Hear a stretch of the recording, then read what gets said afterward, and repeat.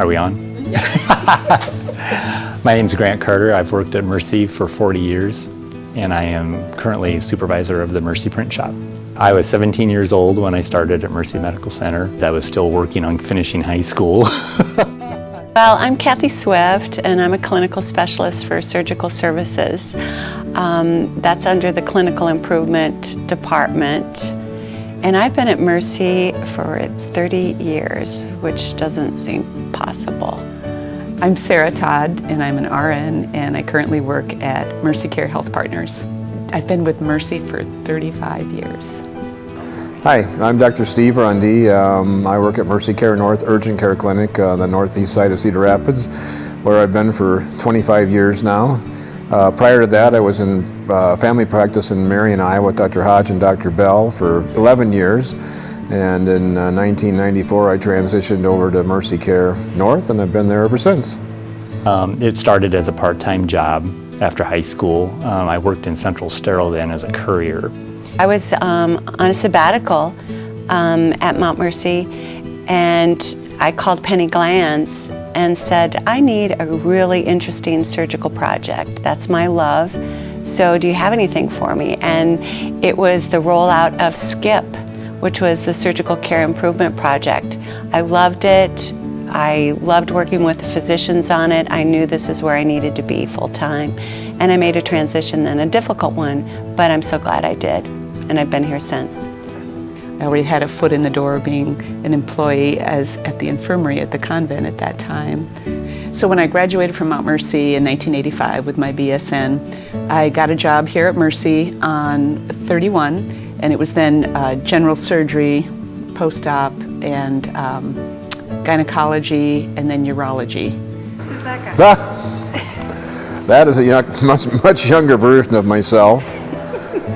But yeah, so it's kind of interesting how I got started at Mercy Care North to begin with. I was in this family practice, which I enjoyed. So we had a Dr. Bill Lottis, who's practiced here in town for many years. I used to talk to him because we shared call, and one time we got to talking, and I go, why have I been seeing your name on charts for Mercy Care North? And he goes, oh, I moonlight over there on the weekends sometime. And I go, oh, seriously? So about 2 weeks later, I had a membership at the Clark Racket Center where I would go to work out, and lo and behold, here's Dr. Jim Schmidt, who worked in the ER here for many years, and then he was the head of Mercy Care North at that time, and we bumped into each other, and I said, hey, I heard Dr. Lottis helps you out. He goes, yeah, are you interested? We need help on the weekends. And I said, yeah, I think I would be. So I started helping them, 2 or 3 times a month, and after a couple of months they said, we want you over here full time.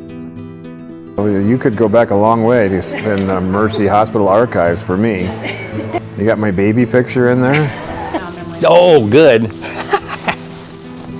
Shortly after I started here, my dad was working here, and he invented Quentin, the story of Quiet Quentin and his peculiar pain that he had.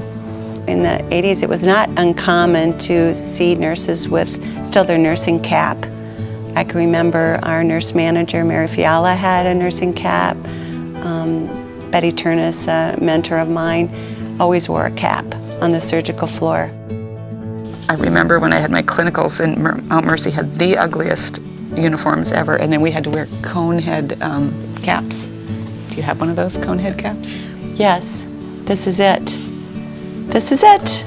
Yeah, except the Mount Mercy had blue and a gold. That's how you designated your school of nursing, or the colors. And they were really hard to keep on your head. I just felt like you had to walk, Oh, that's so funny. Sarah was one of my students. She was. Mm-hmm.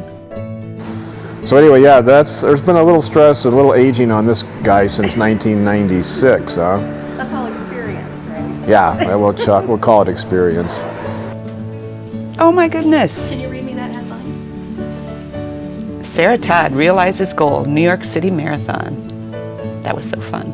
And that's a really interesting picture of me. Clearly that's the early 90s. It's a good look I'm sporting there. And this was the first car that I bought while I was still in high school. Bought it brand new, $3,500 was all the car cost. You can see the bell-bottom pants there too, so. because they were still in style in 1979. I've said this before, if you cut me, I'll probably bleed Mercy blue, because I was born here. I didn't even tell you some of this yet. I was born here in 1953. So I actually was a laborer when the 7th, 8th, and 9th floors were built here. So my sweat and blood is in the concrete up there. So I'm born here, worked here, did my residency here, and then, practiced here. Now I work for them. All my kids were born here. I'll probably die here. So, I mean, if you cut me, I bleed Mercy blue. The Mercy Touch is looking at not just the patient, it's including all of their needs and anticipating those needs beyond Mercy. It means providing excellent clinical care in the most caring, empathetic manner. Mercy Touch to me means respect, compassion, really listening to people. I think just giving the best you can and being compassionate. Doing my best.